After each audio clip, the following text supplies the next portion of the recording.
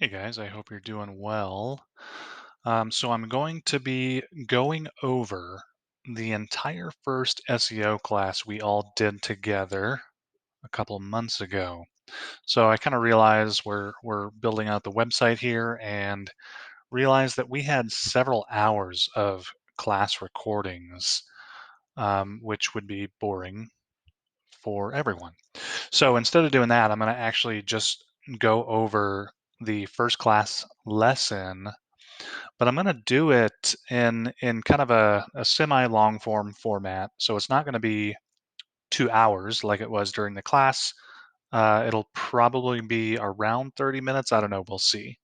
And then in addition to the long form full classes, I'm going to be breaking out some of the smaller individual videos for specific tasks and specific operations that you guys are going to be doing. So that's kind of going to be the format for the rest of the classes going forward. After this one, I'm going to do class 2, 3, and 4. So that's the way it's going to be. So let me just go ahead and get started. So in our first SEO class, we all kind of discussed why we were doing these classes, what you guys wanted to learn, what you wanted to go over. And really what it was all about is we have this idea that we want Redding to look better online than it currently does. And for whatever reason, people do enjoy just saying unsavory things about stuff online. That's kind of just the way everything is, and our city is no different. We have a lot of people who disparage the people or the location, but we know that Reading's a great place and it's full of really great people too. But how do we communicate that online? That's the question that we're trying to address. And one of the things that we need to do is to make sure that we're the ones being found when we say, that the city really is a great place to live, a great place to grow up, and that there's great people here. So um, we want to say good things about our city, and we want to be found more often than the people saying the bad things. So that's what we're here to go through. And the best way to be found is to do things the right way according to the people who are seeing your content, and also the right way according to Google. Those two things really go hand in hand. Google is a bot, but it's trying to be very similar to a human being. And what I mean by that is Google serves people. And so the better it can understand things like a person, the better it can serve other people. So, for example, if Google was to watch you go to a website and then immediately leave, Google calls that a bounce. And if a page consistently causes people to bounce, say 100 people go to the page and 100 people bounce, they leave without taking any meaningful action, Google's going to say, well, it appears that people don't really enjoy the content on this page. Therefore, we'll just stop sending people there. Why would we send someone to a page they don't like? And so what we need to do is please the people going to the page so that Google watches them, and instead of bouncing, Google will watch them actually read through the content, click on any links that may be in the content, look at the images. It knows exactly how long someone would take to read a page of content, and so it knows how much content is being read on each page based on how long people are spending on it and whether or not they're scrolling up and down, that sort of thing. So that's how Google would make a page rank higher, is that they see people actually enjoying it, actually consuming the content on the page. And the best way to do that, to get people to spend more time on the page, one, it should be engaging content. It should not be what's called thin content, which is content that's just fluff and garbage. I can write 3 pages on nothing if I wanted to. It would be worthless.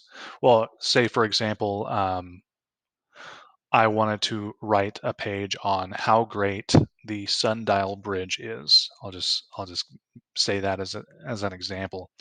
I can have very little useful information in that in that post or in that page, and just kind of fill it with fluff and junk and things that people have no interest in, like what is the thickness of the glass perhaps on the bridge. Most people don't care. That would be thin content. What might engage people more is to say if there's any special events going on, where can they park? Is there food available? How many miles is the walk? These are things that people would go to the sundial bridge to do, and so it might be more interesting than the engineering specifications of the bridge or something like that. So by pleasing the people in your content, Google watches those people engage and then becomes more likely to share that content with others because they believe that people are going to appreciate what's on the page. So that's the basis. I just kind of broke down SEO in a nutshell.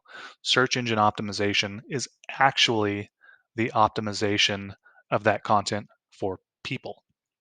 Now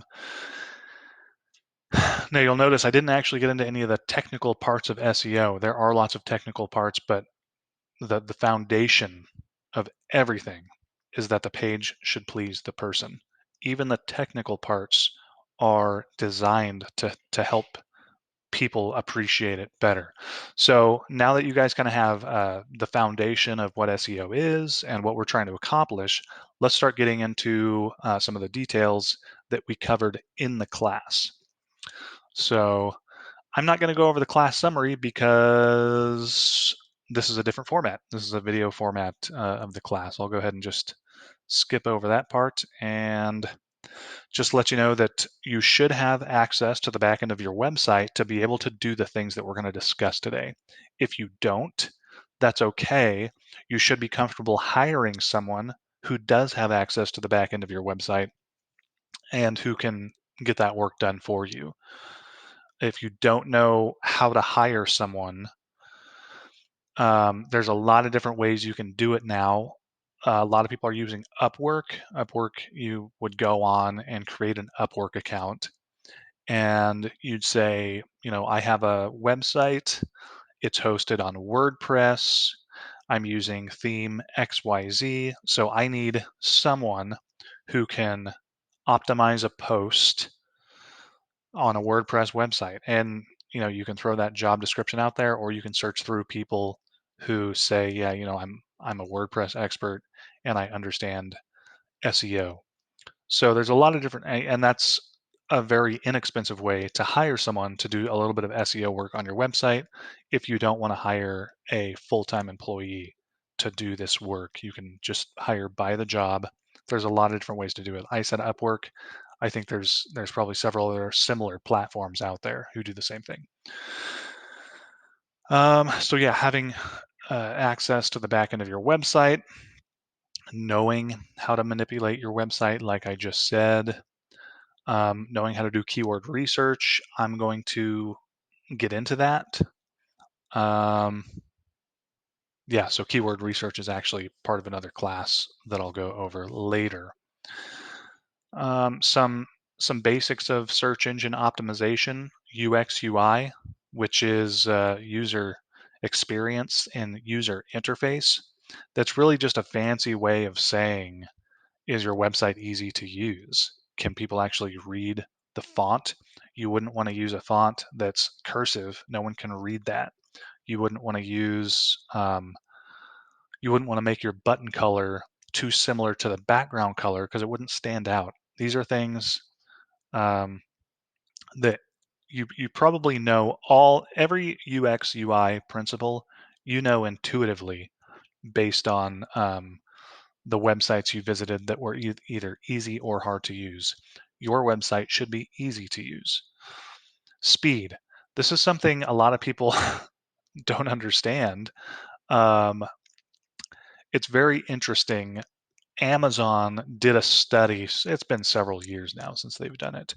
But what they did is they manipulated the speed of how quickly their website loaded and found that 7% of users left the website for every second of load time that it took.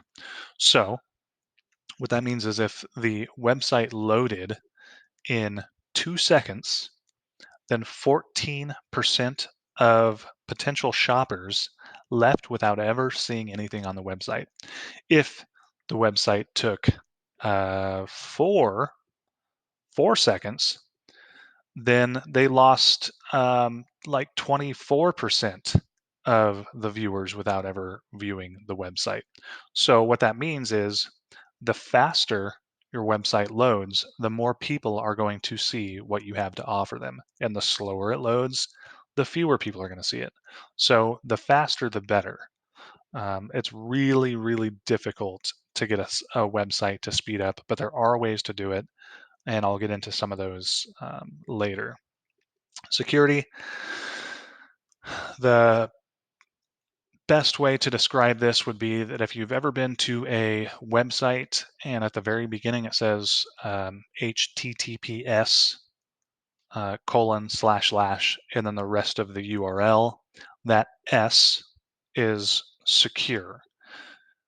The other side of that would be HTTP colon slash slash, which would be an unsecure website. This is there's a couple of things that go into this. One is if you've got an online store or something where someone's actually going to be putting in their own information into or credit card information, no chance Google's going to show that to anyone if it's unsecure because they don't want to send people to unsecure stores. I mean, it would be silly for anyone to put their credit card information into an unsecure website, so Google just won't show it, period. So you don't need to worry about that. But even if you're not going to be putting information in, Google still prefers to show people a secure website to an unsecure one. So having that site be secure is a very simple thing you can do. It's completely free. All you have to do is make sure you set it up with the hosting platform. So do make sure you do that. Another part of SEO, which most people don't know, Google recommends, and when I say Google, I should add, I'm using Google to describe all search engines. I'm saying Google because Google, about 80% of website traffic goes over Google. They represent pretty much all of the search engines out there. And so, yeah, when I say Google, just think search engine, even if you're talking about Bing or Microsoft Edge or something like that, or DuckDuckGo. I bring up an essay by Amy Tan that's called Mother Tongue. She's a very famous writer, a very successful writer, and she said that she writes her books so that her mother, who is not not English first language, she's English second language, so she speaks probably broken English. She says she writes all of her books so that her mother can read them. And they're adult books, but she writes them at a fifth or sixth grade level, and they're very popular. Google and other search engines know this. The average person does not like to read articles written at college levels. It just doesn't. It doesn't work. So you actually want to write for a fifth or sixth grade level. That means you're not using 6 and 7 syllable words. It means you're not using complex sentence structures. There are simple sentence structures you can use and use common language as often as possible. Okay, keyword research again, I'm going to go over that later.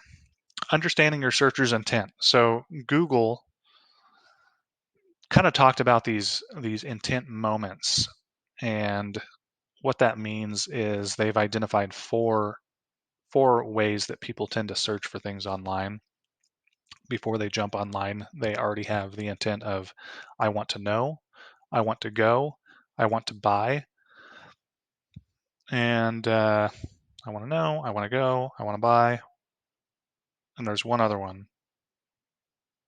I can't remember what it is. But in our case, it's not I want to buy. So I want to buy would be someone would type in blue suede shoes if they wanted to buy something. But if they want to know something, they might type in who wrote the song about blue suede shoes. So blue suede shoes are both in both search queries, but they mean completely different things. So it's important to know, what are your searchers going to your website for? For everyone in the class, it's I want to know or I want to go. I want to go would be uh, something like, where is the Sundial Bridge, or where can I get food near me, or there's a lot of different I want to go questions. I want to know questions would be, is Redding, California safe? Is Redding, California dangerous? Is Redding, California a great place to raise your kids? Those are I want to know questions that may ultimately lead to I want to go. And that's what we want to accomplish here. So knowing why do people want to show up to the page and having the page set up for that specific purpose, understand the intent of the people coming to your website. Um, yeah, and I just kind of go into that right here in these notes. Transactional. Yeah, using the right voice. Sales is a different from information. Outlinking. So I kind of throw out outlinking. If I had a website and let's say I was discussing the Sundial Bridge again, um, and the article might be encouraging people to get out, go for a walk at the Sundial Bridge. I might also outlink to the restaurant right by the Sundial Bridge. I think it's called the Mosaic. So if someone was reading an article on why they should go for a walk at the Sundial Bridge, then I might say, and then after your walk, you can enjoy a pizza at Mosaic. And then I would link to Mosaic, maybe the Mosaic menu, because then someone could actually find out if they were interested in going to Mosaic afterwards. Google likes to see that kind of, um, well, it's called outlinking for SEO, but really what you're doing is you're introducing the reader to other parts of their experience, and so taking advantage of that only when it makes sense. Uh, it used to be you could outlink to anyone, like a video game manual from a, a article or a page about going to the Sundial Bridge. That link makes no sense. If anyone were to use that link, they'd go there and say, this makes no sense. Why would a video game manual be here? Back in the day, Google was very unsophisticated, and so every link was considered a great outlink. Today, Google's far superior than it was 10, 15, and 20 years ago. So outlinking should make a lot of sense. People should be interested in seeing the content you're linking to. So make sure that you do that properly. So I went ahead and I kind of developed a checklist of things that we can do to do proper SEO on our pages, and I'll go through that now. So, SEO research. This is the process of understanding why people are visiting your site, what keywords they're typing in, and I'm going to get into the details of this later, but you're going to want to make sure that you do some of your SEO research. B, you want to add a headline. Now, anytime you make a page, the page should be built out kind of similar to like a college paper that you've written. And the best way I can describe that is if I was writing a college paper on, gosh, I don't know,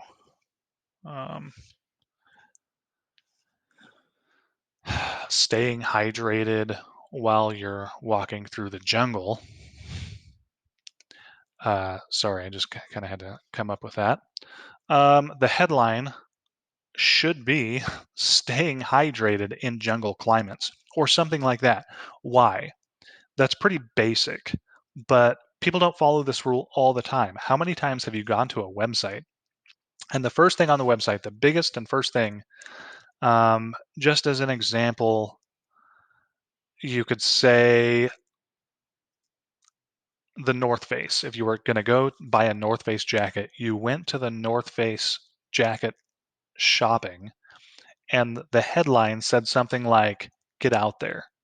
Well, everyone knows North Face. No one's discovering North Face for the first time. It's a very famous brand, and you know exactly what you're doing on the website. But if it wasn't, and your headline was "Get out there," Google has no clue what that means.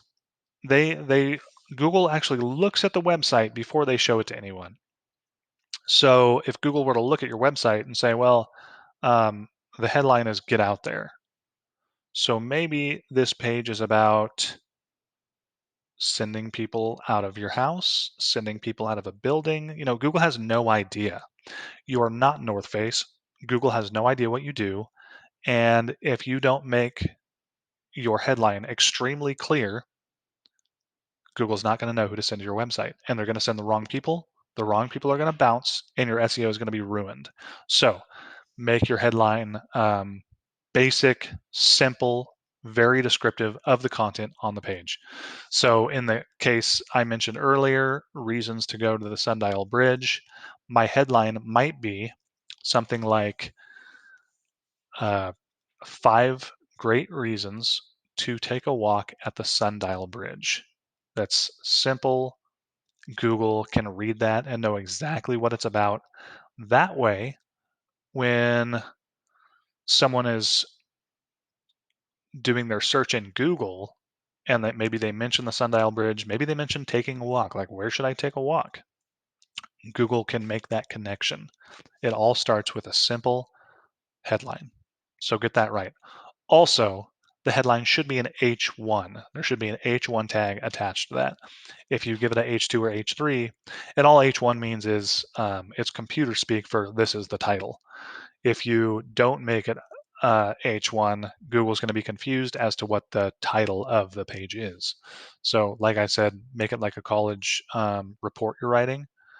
Make sure the title is clearly marked as a title. Add the keyword to the first paragraph and bold it. Only do this if it makes sense. So when we did our SEO research up front, one of the things that that research includes is finding one main keyword per page. And when I say keyword, that also could mean key phrase, not just a keyword. So as an example, the key phrase of why 5 reasons you should take a walk around the Sundial Bridge might be Sundial Bridge. That might be the keyword. And so my keyword is now in the title. And I would also want to start the first paragraph with um, it's a beautiful summer day to take a walk around the Sundial Bridge. Now, my keyword is not only in the title, but it's also in the first part of the first paragraph. Excuse me. So you want to include it in both places. Google understands that you're setting up the content around that keyword. Make sure there's at least 2 H2 tags.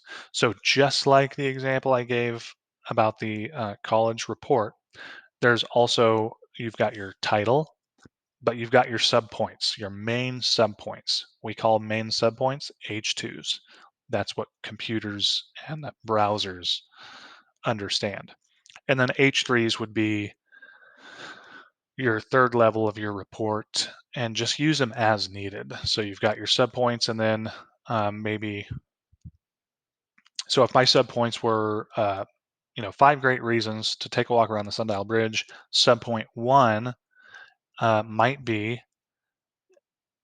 the Sundial Bridge is a great photography opportunity. So that might be one of my subpoints is the photography opportunity. And then if I wanted to break that down even further, like things to photograph, there you can do bird watching. There's always deer in the field. The bridge itself at sunrise or sunset. So you can have subtopics if you choose. They just have to be properly tagged with your H tags. It's also a good idea to have images. You can never really have too many images on a page. When you do put images in, make sure they're the right size. If they're too big, they take forever to load. And we've all seen those little icons that says, the image failed to load. You don't want that to happen. So you make sure they're the right size. And also make sure the file name is correct. If you have if you've ever downloaded an image from the internet, you know that sometimes the file name is just a random string of alphanumeric characters. That doesn't do Google any good, because when they see a random string of alphanumeric characters, they don't know what the picture is. But if you make the file name image of deer by Sundial Bridge, Google can read that and know that it's an image of a deer at the Sundial Bridge. All you're doing is you're continuing to set up, you even use your keyword in that.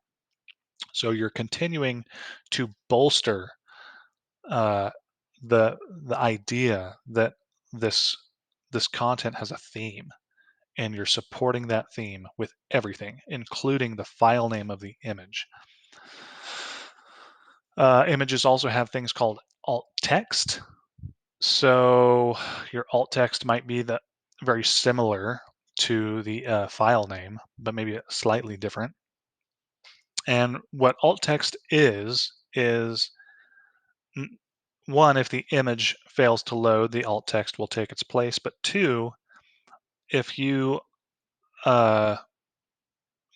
Google takes very seriously its policies on helping people with disabilities. So if someone has poor eyesight and they use a reading program when they're browsing online, then that alt text takes the place of the image. And so a blind person or someone who has poor eyesight can understand the website even with their disability. They can use that program with an alt text. And if you want to know how important that is to Google, let's just do this.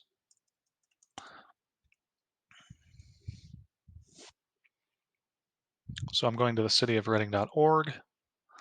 Now I just right-clicked and I'm going to inspect, and then I'm going to use this tool here, and I'm going to generate a report.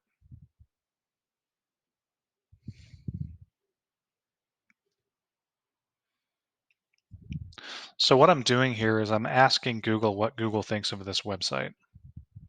And I'll show you, I just mentioned the people with disabilities.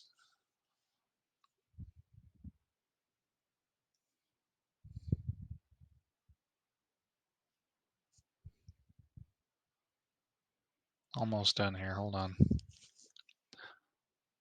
So get a load of this. Accessibility. So that's what Google calls the things on the website that make it easy for people with disabilities to use. So it's so important. It makes one of the top 5 things that Google ranks. And of course, and it appears that Redding is doing very well. And here's one of the ways it's doing well. We can see there's contrast. The text is the right size. There's contrast in the text. The buttons are big enough to be understandable, that sort of thing. So those are all accessibility issues. And apparently Redding.com or cityofreading.org is doing well there. So let's go back to our checklist here. Adding an excerpt. So an excerpt is really just a sentence you would put on the back end of your page. And if you don't add an excerpt, that's okay. Google's going to read the content on the page and they're going to develop their own excerpt. But if you do it yourself, you can probably do better than Google's going to do. And this is the thing that's actually going to show up right here. So I'll just type in, I'll just type in Redding. So this right here, nestled in the north end of the Sacramento Valley, the city of Redding, is the county seat of Shasta County, California. This is your excerpt. I don't know if Google came up with this or if that was added to the back end of the website, but when you're trying to get someone to click, I mean, this is what people see before they see your website, right? So this is your opportunity to sell them on what's on the page. So make sure the excerpt is well written and represents the page. Add a link to an external source. I already discussed that, why it's important. 1 to 2 internal links. So 1 to 2 internal links would be like if I had the Redding cityofredding.com, I might link from things to do in Redding. I might link to something about the Sundial Bridge. I might link to something about local restaurants. Adding internal links is something that helps Google understand what is related on your website to other things. Add categories and tags. So you're only doing this if you have a blog. Categories and tags are literally you telling Google what the keywords are. So take advantage of those if you are writing blogs. And seems a little bit silly, but confirming the author is correct. If you're an admin, and you can just call the author City of Redding or City of Redding representative, something like that. And finally, at the end of the class, we kind of went over the keywords that we're going after for the Redding City Identity Project, and where it makes sense, we want to make sure we're using these keywords so that everyone understands what we're trying to accomplish. So here's our keywords that we can write about, and you can write about a lot more, especially if it makes sense to write about other things. But here's our start. And this is the end of the class 1. I kept it right at 32 minutes, so I'm kind of proud of myself. I called it 30 minutes. So stay tuned. I'm going to be making some more short form videos as well as going through class 2, 3, and 4. So make sure you check those out too.